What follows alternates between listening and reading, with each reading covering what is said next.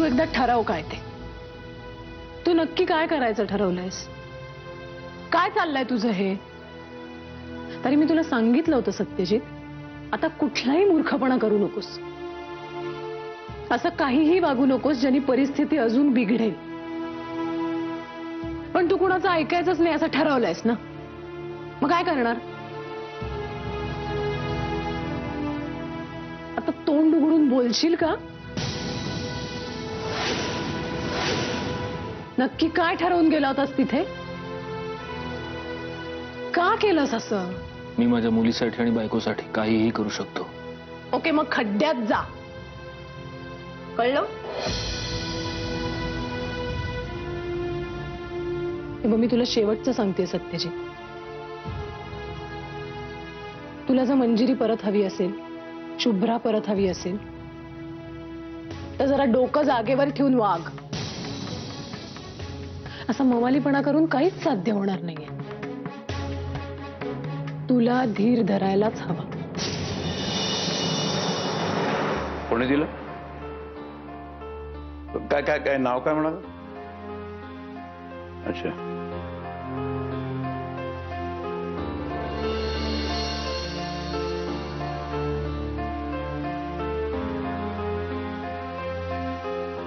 बाबा, तुम्ही बोललात ना पोलिसांशी, काय झालं? मी फोन केला होता पोलीस स्टेशनमध्ये तक्रार मागे घेण्यासाठी. तक्रार मागे सुद्धा घेतली मी, पण त्याच्या आधीच त्याचा जामीन झाला. जामीन झाला? कोणी दिला जामीन? कोणीतरी अनघा राजे नावाची बाई होती.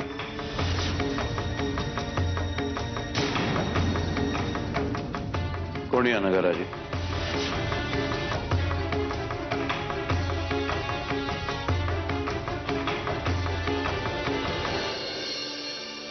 जाऊ दे मंजिरी, जाऊ दे. अगं तिचं नाव एकदा तुझ्या चेहऱ्यावरचे भाव बदललेले पाहिले मी ना, त्याच्यानं अंदाज बांधला.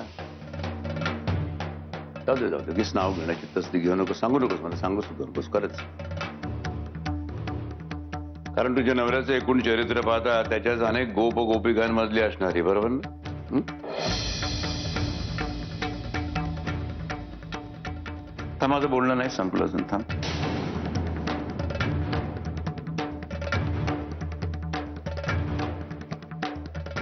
हे बघ, मी काय सांगतो त्याचा अजून विचार कर. तुझ्या मागची ही कटकट कायमची संपवून टाक. त्याला रमू दे ना त्याच्या गोप गोपिकांमध्ये. मला त्याच्याबद्दल काहीच ऑब्जेक्शन नाहीये. फक्त मला तुला या जंजाळातून बाहेर काढायचं, बस एवढं. काळजी वाटते तुझी, म्हणून शेवटी निर्णय तुझाच आहे. तुला असं दुःखात जगताना मला नाही बघवत, म्हणून राहत नाही, म्हणून बोलावं लागते.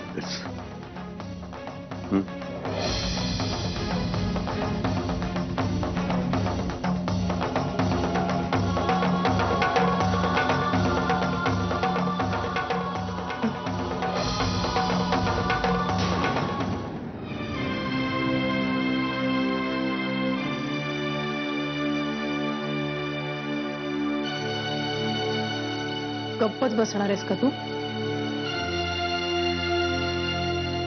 सत्यजित, बोल काहीतरी. काय चाललंय मनात ते तरी सांग. जोपर्यंत माझी बायको आणि माझी मुलगी घरी परत येत नाहीत, तोपर्यंत माझ्या मनात काय चाललंय मला कोणाशीच बोलायचं नाही.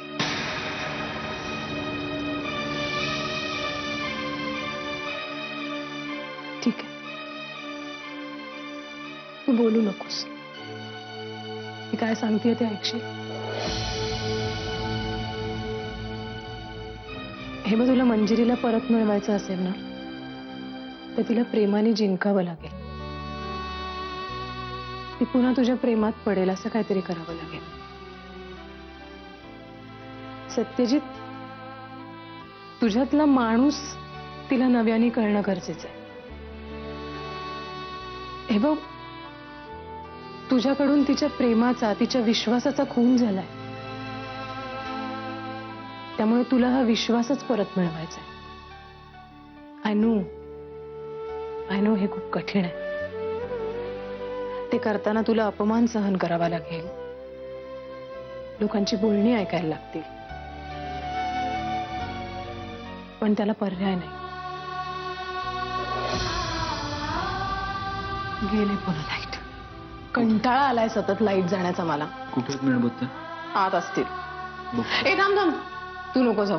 पडशील कुठेतरी, ठेच बीस लागेल. मी बघते थांब. अनघा, लागायची ती ठेच लागली आता ऑलरेडी. आलो थांब.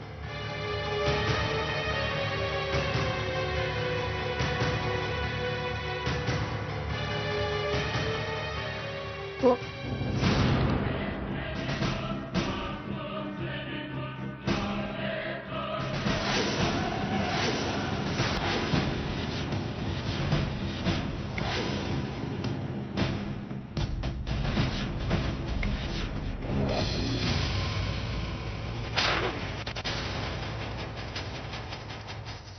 अनघा, एक्सक्यूज मी, हे कोण? ते काहीच बोलणार नाही. मी आहे ना, मी सांगतो ना.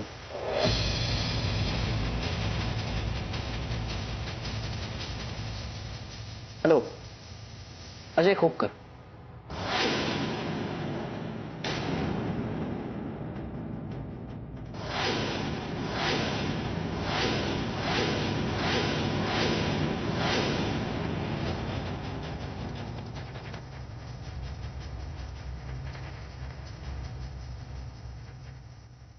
आणि ही माझी बायको अनुराधा खोपकर.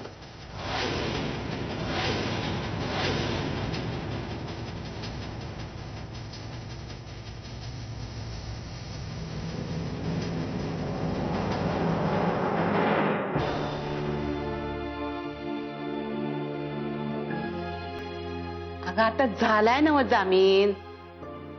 आलता ना फोन विहंगत तसा. मग कशा पायी? अहो पण मग आता हा कुठे राहिलाय? ऑफिसात गेला असेल. ऑफिसात कसा जाईल सासूबाई? मला तर वेगळीच भीती आहे. हा बहुतेक ना सनमाईकांच्याच घरी गेलाय भांडायला. तसं काय बी व्हायचं नाही. जे होऊन येते झालं ना सकाळी. मग अगं पण मला सत्याचं काही सांगता येत नाही सासूबाई. आता डावर दर सोडून आलीस तू. विचारही नाही केलास माझं काय होईल ते. एक्सक्यूज मी, तुमचा काहीतरी गैरसमज होतोय. त्यांचं नाव अनुराधा खोपकर नाहीये. त्यांचं नाव मिस राजे, मिस अनघा राजे.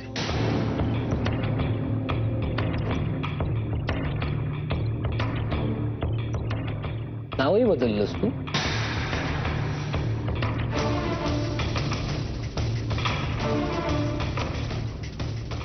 तिच्या शॅम्पूच्या ब्रँड पासून चपलेच्या साईज पर्यंत सगळ्याची माहिती आहे माझ्याकडे.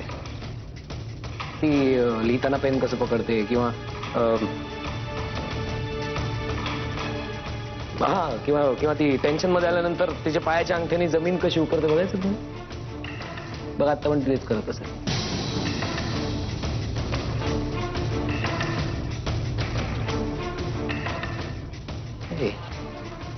मी म्हण, चल ना घरी, चल ना. बस झाला ना खेळ. चल ना.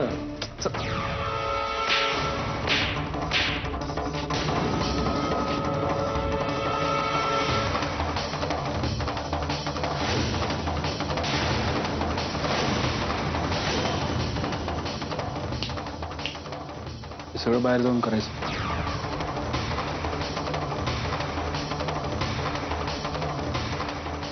ते इथल्या इथे गाडून टाकेल तुला. चल निघ.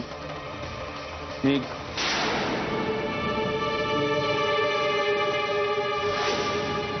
सत्यजित गप्प बस. तू जा ना इथून. अनघा, तुला कळत नाहीये का मी काय सांगते? अनघा शट अप, मला बोलू दे. जा इथून. जा प्लीज. जा इथून.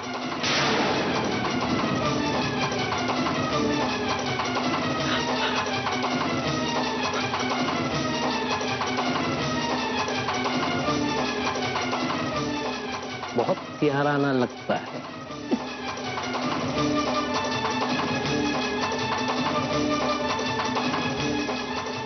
डायरेक्ट हात उघडलास तू सत्यजित.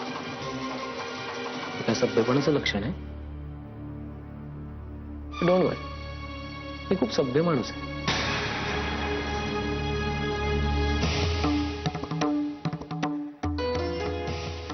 आणि कसं आहे ना,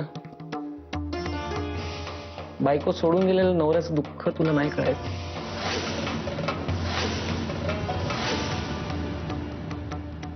एनिवे अनु, तुझ्या आता या नवीन घराचा पत्ता कळलेलाच आहे मला. तेव्हा फायटर मित्र नसताना येईन एकदा, मग बोलूया आपण निवांत. दुसरी खायची?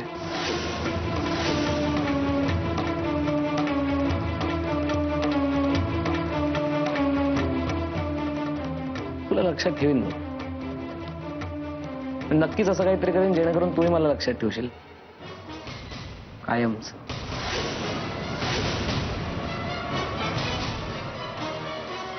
I owe you one.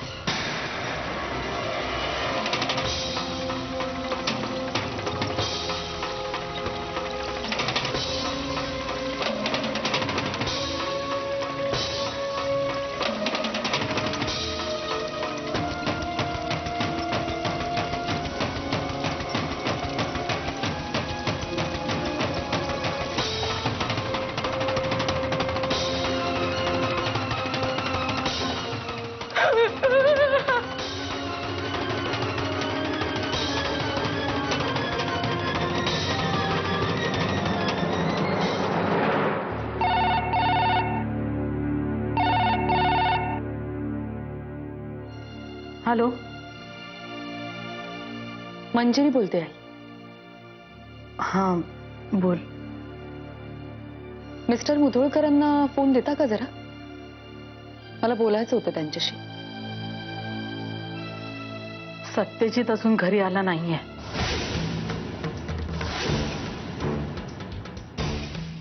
त्यांचा जामीन तर दुपारीच झाला ना? हो, म्हणजे विहंगचा फोन आला होता तसा, पण सत्या नाही अजून घरी आला. मग कुठे गेलेत काही माहिती आहे तुम्हाला? विहंग भाऊजींनी सांगितलंच असेल ना तुम्हाला त्यांना जामीन कोणी दिला ते?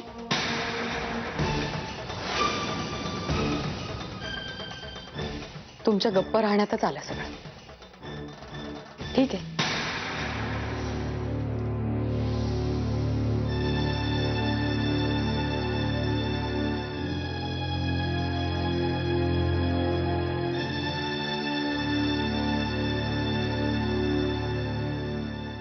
शाले,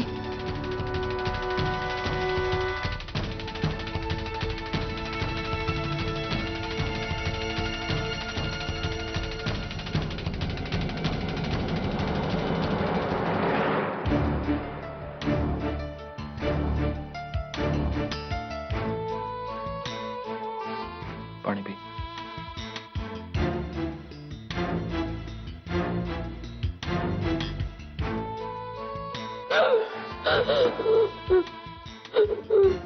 अनघा, अगं अशी आता किती वेळ रडत राहणार आहेस? हे बघ, जोवर मी इथे आहे तोवर तुला कोणी काहीही करू शकत नाही, कळलं? अनघा, नाही नाही, मला इथून जायला पाहिजे. तो परत यायच्या आत जायला पाहिजे.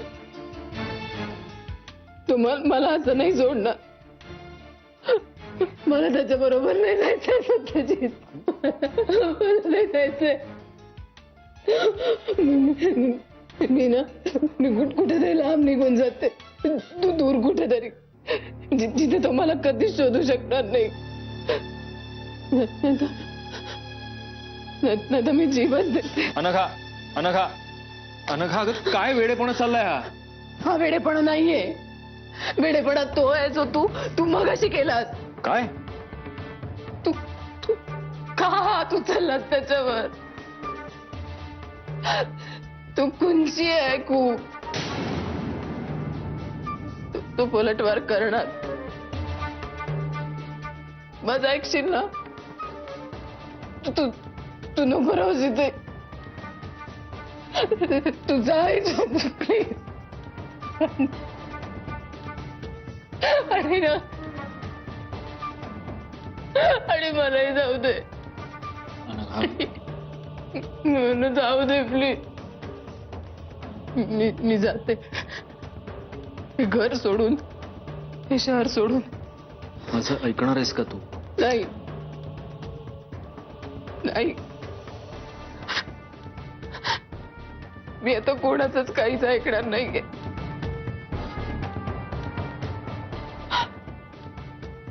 तो तो परत आलाय.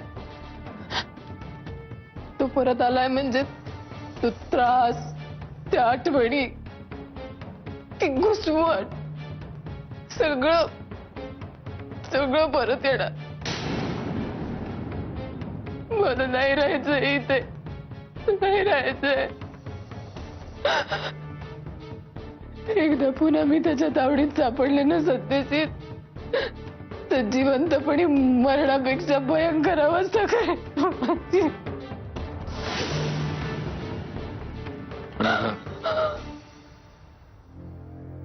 तुझ्याशी बोलल्याशिवाय आणि तुझं सगळं ऐकून घेतल्याशिवाय मी तुला इथून जाऊ देणार नाही.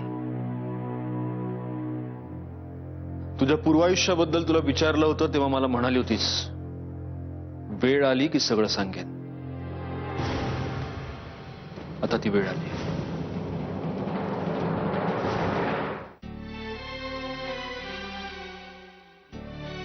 माझ्या भूतकाळात आठवण्यासारखं काहीच नाहीये सत्यजित, कारण माझा भूतकाळ कोरला गेलाय माझ्या मनावर. माझ्या वडिलांचा बिझनेस होता, टेक्सटाईलचा.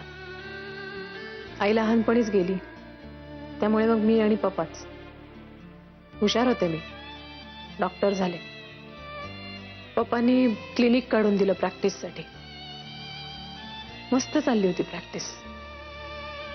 खुश होते मी माझ्याच विश्वात.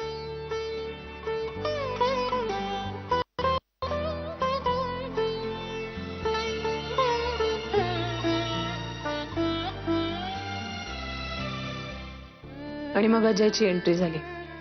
दवाखान्यातच भेटला पहिल्यांदा. एका लहान मुलाचा जीव वाचवताना जखमी झाला होता. पहिल्याच भेटीत आवडला अरे मला. शांत, हसरा, थोडासा शाय.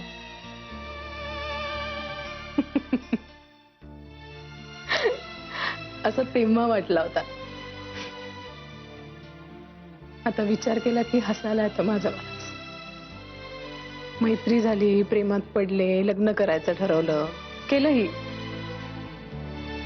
पप्पांचा सुरुवातीला विरोध होता आमच्या लग्नाला, कारण अजयचा फिक्स असा काही बिझनेस नव्हता. सतत काहीतरी नवीन नवीन प्रयत्न करायचा. पण तो, मलाही उमेद होती की होईल याचं सगळं स्थिर असल्यावर. खरं सांगायचं ना तर विश्वास होता अजयवर. कोणाचीही मदत न घेता स्वकर्तृत्वावर नक्की काही ना काही अचीव करेल हा माणूस. ऑनेस्टली सांगू, दडी झाले होते त्याच्या प्रेमात. मग काय झालं? नव्याची नवलाई उतरायला लागली आणि खरं सगळं समोर येत गेलं. पण म्हणजे नेमकं काय झालं? काहीच नाही. अजयकडनं काहीच साध्य होण्यासारखं नव्हतं. मग त्याचं फ्रस्ट्रेशन वाढायला लागलं. ते माझ्यावर निघायला लागलं. रोज दारू पिऊन घरी येणं, मला शिवीगाळ करणं वाढतच गेलं. पहिल्यांदा हात उचलला ना त्यांनी अंगावर, तेव्हा घर सोडून गेले होते मी. मग त्यांनी पप्पांची मनधरणी केली. शेवटी प्रेम केलं होतं ना त्याच्यावर. भुलले त्याच्या गोड बोलण्याला. परत आले घरी. हो, नाही मग तुम्ही या ना, घरीच या. मी वाट बघतो तुमची. यापेक्षा महत्वाचं असं कायच नाही मला. या, मी आहे. एक मिनिट जरा होल्ड करा, 1 मिनिट. बाबा बोल बेटा काय? बाबा मला तुमच्या गाडीची किल्ली हवी आहे. आता इतक्या रात्रीची कुठे निघालीस तू? मी ते सगळं आल्यावर सांगते तुम्हाला. प्लीज मला आत्ता गाडीची किल्ली द्या. मुधोळकरांकडे चाललीस? काय आवश्यकता काय? अगं तुझा त्याचा आता काही संबंधच नाहीये ना. मग एकदा घटस्थापनेला जाऊन आलीस ना तू, मग आता परत परत काय आहे? अहो नाही, मी तिथे नाही जात आहे. माझं जरा वेगळीकडे काम आहे. प्लीज मला किल्ली देता का? तेच विचारतो ना मी, कुठे? बाबा मी आल्यावर सगळं सांगते ना तुम्हाला. प्लीज मला आत्ता किल्ली द्या. शुभ्रा झोपली तोपर्यंत पटकन जाऊन येईन मी. ड्रॉवर मध्ये जगे आणि जरा सावकाश काळजी घे. हो मी येते तासाभरात. तुम्ही नका काळजी करू माझी. हा सॉरी. हो मग तुम्ही या, मी वाट बघतोच आहे तुमची घरी. म्हणजे मुलगी होती फोन. हा मगाशी. या तुम्ही या.